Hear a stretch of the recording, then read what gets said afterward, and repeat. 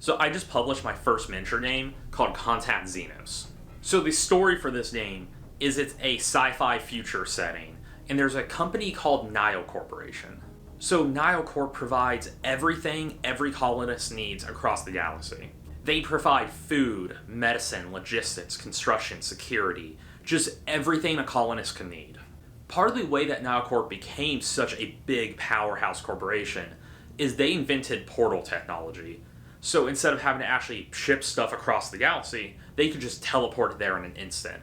Nobody else could even come close to competing with this. That's great, but it did have a side effect. The more and more they used this technology and became reliant on it, the more that they had unpredictable portal openings. Sometimes this led nowhere, they could close it down, there wasn't really an issue with it. But sometimes these portals will connect a colony to a planet that has hostile Xenos life.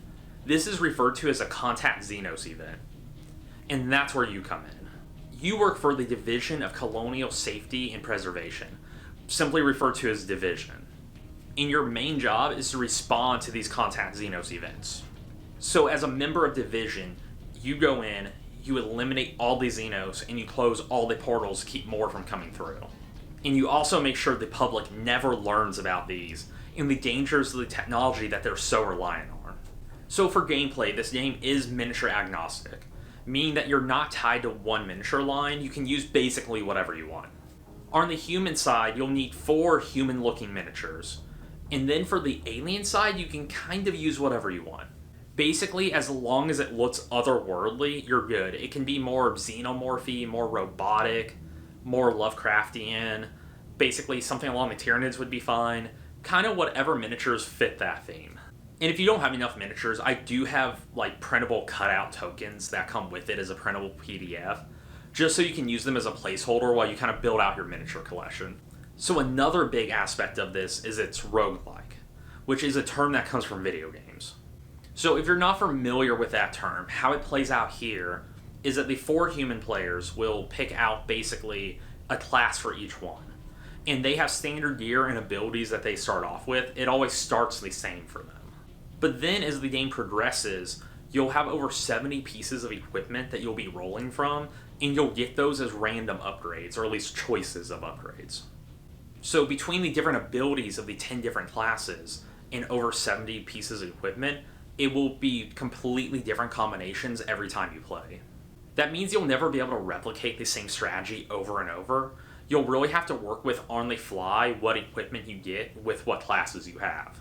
So I just hadn't seen like a roguelike miniature game before, and I thought it was a really neat concept, and I wanted to bring that to life here. So for player count, you'll have between 2 and 5 players, because you'll need 1 player to actually control the aliens, and then either 1 player can control all of the operatives, or you can have 1 player each or anywhere in between. Normally we had 3 to 4 players, and that was always really fun, but like I said, anywhere from 2 to 5 works great. So this game has 4 waves, and each wave you'll roll for a different combination of what Xenos species you're facing off against. The Xenos have different difficulty level, and there's over 40 species, so you'll be facing a different combination every time you play. And each one has completely different abilities, so every time you face off against them, you'll have to play with whatever the combination of their abilities are. Besides the roguelike aspect, the other thing I really wanted to focus in on here was being very easy to set up and very easy to learn to play. Besides, obviously, the physical aspect of getting everything printed off and all your dice and terrain and board put together, once you get all that going, you should be able to start playing within 10 to 15 minutes. And the way the waves work, you don't have to play an entire game all in one sitting. You can split it up half and half or in quarters.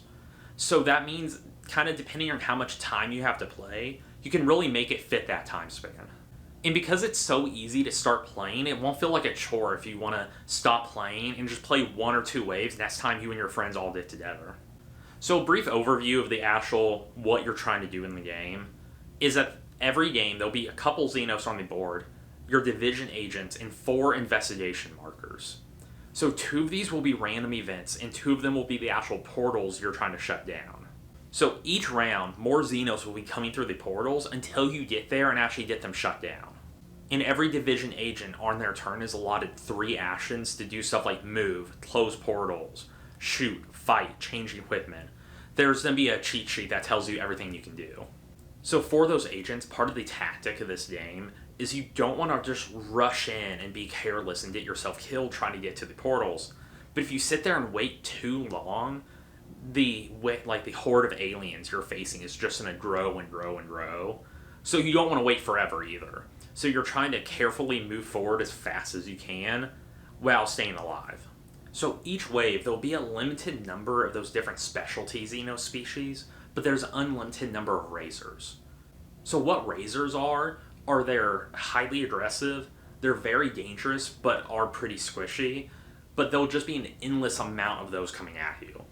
And besides them, if you wait too long, there will be a timer where eventually an abomination will spawn, which is kind of like a big boss Xenos for each wave. And it can have a variety of mutations applied to it, so you never know exactly what it's going to look like or what it's going to be capable of. So at the end of each wave, the division agents successfully clear out the Xenos and close the portal. They'll roll for new equipment that they'll have access to next round, along with what they previously had, and the person controlling the Xenos will roll for what new species will appear the following wave. And you'll go through 4 waves of that. And I think I said this earlier, but each wave will have more dangerous Xenos than the wave before it. So the book itself is over 100 pages, so that was a pretty brief summary. There's a lot in here. But like I said, as far as the actual gameplay itself, I try to keep it really simple, where you can explain it to someone really fast, give them like their guides for what their actions are, and they can jump in and play really quickly. Alright, so it's ready to buy now. I'll have the link down below. You can either get the physical book or a PDF. I will say, if you get the book, the PDF comes free with that. So I think that's a better value personally. I get the same amount of money either way, so it doesn't really matter to me. I just think having the book is pretty neat. So if you like the more casual, not as competitive war games, and you want to be able to play with a big group of people, I think this is an awesome choice. Like, even outside the bias of me being the one that made it.